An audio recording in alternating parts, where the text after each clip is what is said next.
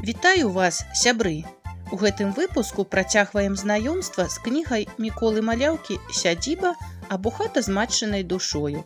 Сёння будзем весці размову аб стравах, якія гатаваліся ў печы. Адна з такіх страў – верашчака, сытная, духмяная і паводле друкаванага выдання вельмі апетытная. Гатавалі яе так. Сала ці каўбасу гаспадыня варыла ў гаршку, потым улівала туды муку, разведзеную вадою, для смаку і паху дабаўляла прыправы. Верашчака паступова паспявала ў гарачым духу печы.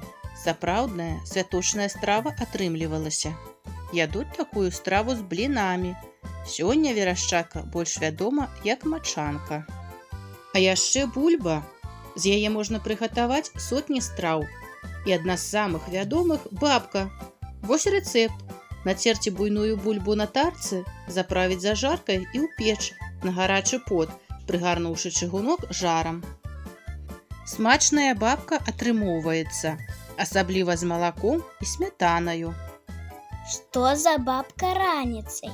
Лезе ў печ без сваркі. Любіць бульбу драную, любіць бабка скваркі. Дзед прагаладаецца, дзед знімае шапку і за стол сядае, любіць гэту бабку. З павагаю адносьцеся да культуры і спадчыны нашага народа.